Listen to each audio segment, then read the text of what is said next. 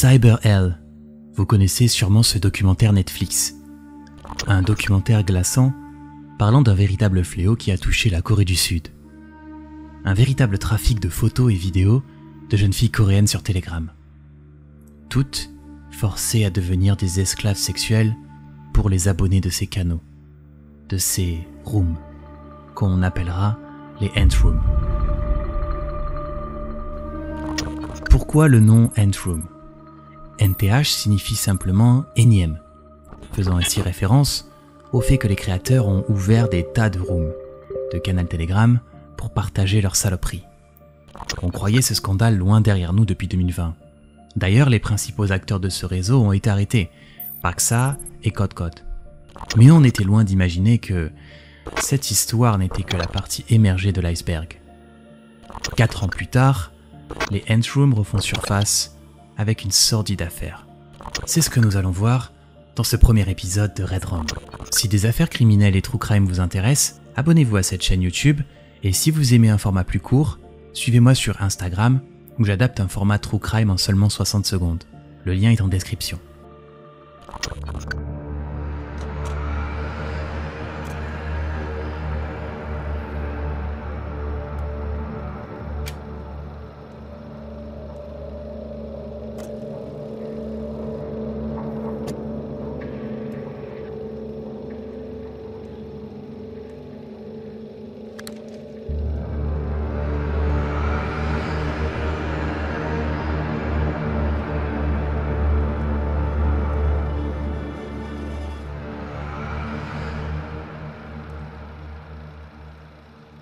Mais avant de traiter cette affaire en détail, j'ai une bonne nouvelle pour la chaîne.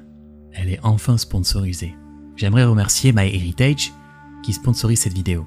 Si comme moi, vous êtes curieux de découvrir vos origines familiales et de retracer l'histoire de vos ancêtres, MyHeritage est l'outil idéal pour vous. Je suis personnellement issu d'une famille d'immigrés italiens et grâce à MyHeritage, j'ai pu explorer l'histoire de ma famille dispersée entre l'Italie et le sud de la France.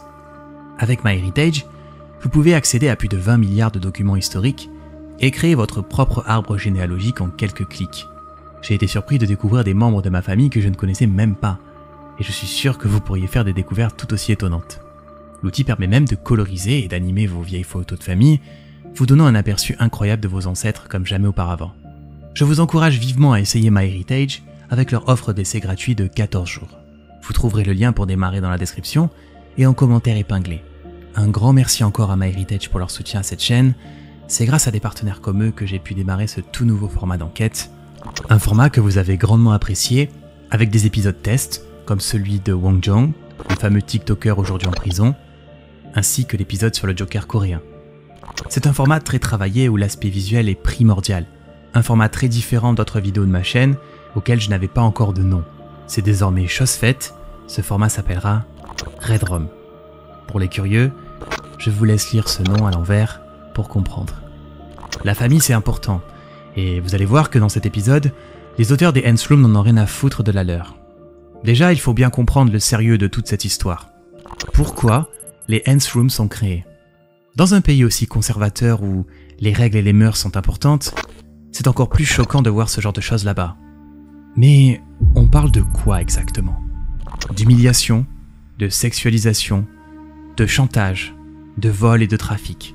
Peut-être que vous n'êtes pas si sensible que ça et vous vous dites « Oui, ok, encore une dinguerie made in Korea, mais bon, osef ». Maintenant, imaginez simplement que les photos et les vidéos qui tournent sur ces réseaux Telegram, eh bien c'est votre maman, votre sœur, votre cousine, ou n'importe quel autre membre de votre famille ou ami à qui vous tenez. On parle de plus de 212 000 participants à regarder ce genre de contenu sur ces nouvelles Ant Rooms, un réseau Telegram privé. Pour y accéder, rien de plus simple.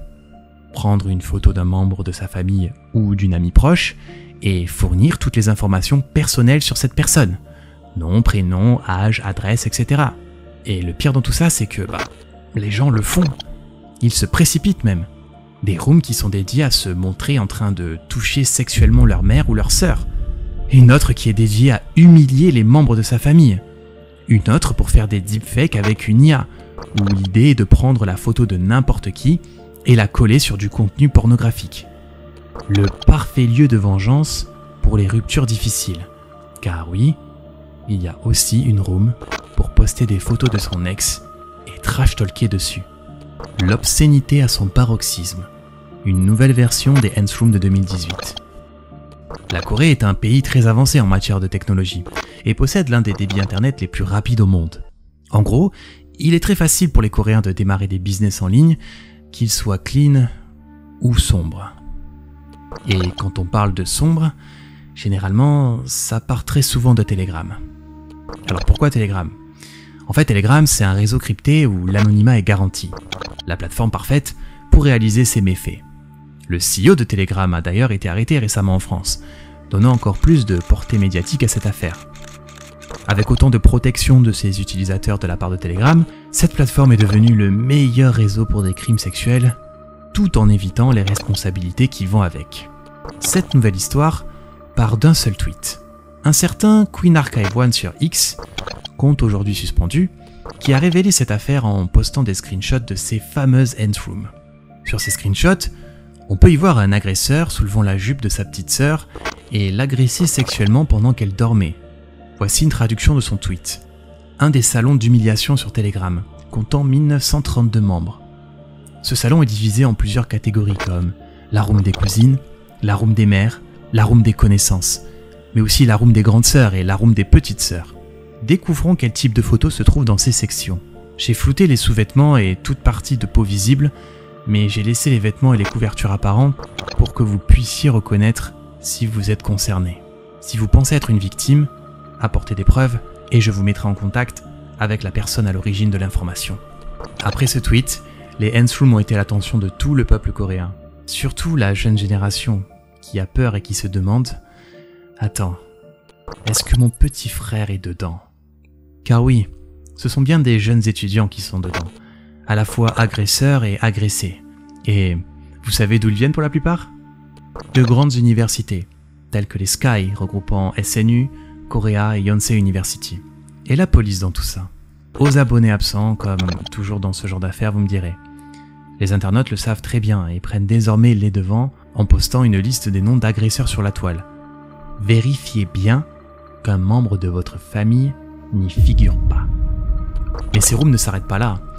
Elles catégorisent également les victimes par ville, par région, par école même, pour être sûr de savoir où elles se trouvent, histoire qu'un, je sais pas, un taré souhaite passer la barre du virtuel. Et bien évidemment, toutes ces victimes sont mineures. Après que cette nouvelle affaire ait fait grand bruit, les hommes de ces Handsroom ont commenté. Je vous ai fait quelques traductions pour que vous compreniez la mentalité qui y règne.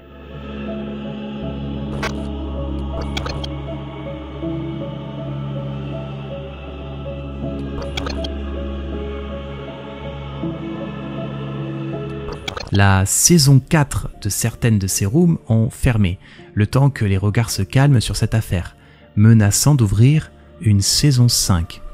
Oui, on se croirait littéralement dans un jeu vidéo.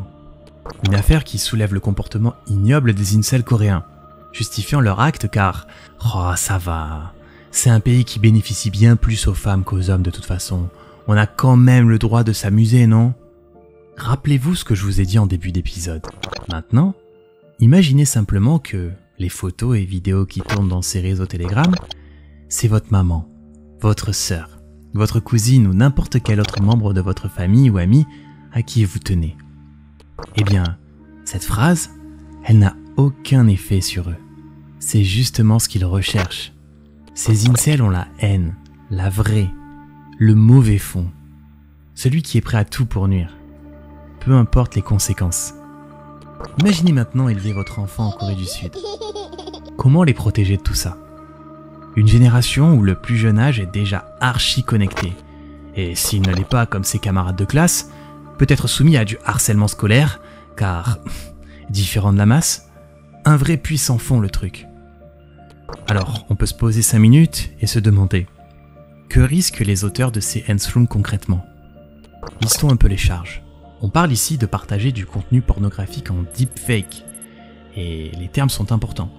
En termes de crimes sexuels, les gens qui créent ou partagent des images à caractère sexuel non consenti en incluant les deepfakes risquent 5 ans de prison ou une amende de 50 millions de won. Mais attention, La loi est cependant plus indulgente en ce qui concerne le contenu deepfake ayant pour cible des adultes, alors que celui pour mineurs, lui, il est clairement punissable par la loi. Si le deepfake cible une personne adulte et que ce contenu n'est pas mis en vente ou distribué sur des contenus publics privés comme Telegram, alors le créateur du deepfake peut ne pas être puni. C'est ce qui en fait d'ailleurs toute la différence avec les molkas, où filmer ou posséder un contenu sexuel non consenti est punissable par la loi. Et c'est uniquement depuis 2020 que cette loi a été mise en place, et uniquement 120 cas ont été recensés depuis. Et sur ces 120 cas, seulement la moitié d'entre eux ont reçu une sentence du tribunal. Un total de 60 condamnations en 4 ans. Fin août 2024, ils ont arrêté un créateur d'une Nth Room nommé Acquaintance Humiliation Room, un gars dans la vingtaine. Il est accusé d'avoir créé et partagé 279 vidéos deepfake, ciblant 246 victimes en utilisant leur nom, leurs photos, leur âge et l'endroit où elles vivent. Toutes ces informations fournies bien évidemment par d'autres membres de cette room qui ont dû partager ce genre d'infos pour participer. Et malgré ce genre d'action de la police, cette arrestation, bien que trop rare, ça n'inquiète absolument pas les utilisateurs des Nth Room, menaçant même quiconque partagerait publiquement des screenshots des Nth Room de se retrouver eux aussi deepfakés et partagés sur leur groupe. C'est d'ailleurs les menaces qu'ils ont fait à une journaliste qui a couvert l'affaire. Wonanji, du collectif Team Flame, une jeune équipe de femmes ayant été les premières à médiatiser les Nth Room, a constaté l'ampleur des dégâts causés par ces crimes sexuels. Les Nth Room de Baksa ne sont rien face à ce qui se passe aujourd'hui. Comme le gouvernement a écarté ces cas comme n'étant pas des délits sexuels graves et n'a donc pas réagi rapidement, les auteurs ont commencé à croire que Telegram c'était un refuge qui les empêcherait d'être arrêtés, permettant ainsi la création d'un véritable écosystème de revenge porn insidieux et étendu durant ces 5 dernières années. Ceux qui produisent et consomment ces contenus se moquent totalement de la police en disant qu'ils sont de toute façon impossibles à arrêter et viendront pleurer le jour où ça arrivera. Et le vice dans tout ça avec Telegram, d'après vous, où sont stockés tout le contenu pornographique? Sur des ordinateurs, des téléphones portables, des clés USB? Non, absolument pas. Sur les serveurs de Telegram. Telegram qui a d'ailleurs compris que son réseau était vraiment fait pour s'échanger et stocker toutes sortes de fichiers volumineux en toute discrétion, parce que tout ça c'est crypté, Telegram a introduit en juin 2022 le Telegram Premium, permettant de doubler la quantité d'espace de stockage et d'augmenter la rapidité d'envoi de n'importe quel fichier. Et il est guère surprenant d'apprendre que la plupart des auteurs de ces deepfakes à caractère sexuel, ainsi que de nombreuses victimes, sont des adolescents. L'enquête policière sur l'affaire des Nth Room a révélé que 6 victimes sur 10 de crimes sexuels numériques étaient des ados, ainsi que plus de 30% des personnes complices de ces crimes. Et maintenant alors, quoi faire? D'innombrables victimes attendent sans doute avec nervosité les résultats de l'enquête policière. Ils ont probablement entendu à maintes reprises de la part d'amis et des membres de leur famille que les enquêtes sur Telegram, ça menait à rien et qu'ils devraient simplement continuer leur vie. Alors, si vous êtes vous-même étudiante en Corée ou si vous avez des amies étudiantes, poussez-les à se renseigner un petit peu sur cette affaire et surtout déterminer si vous ou elles font partie de cette fameuse liste. Vous pouvez retrouver le format court de cet épisode sur mon Instagram, le lien est en description, ainsi que plein d'autres épisodes qui vous y attendent. Avant de vous quitter, un grand merci à MyHeritage pour leur soutien. Si vous souhaitez explorer vos racines familiales, n'oubliez pas de profiter de leur essai gratuit de 14 jours. Le lien est en description et en commentaire épinglé. Prenez soin de vous et des membres de votre famille.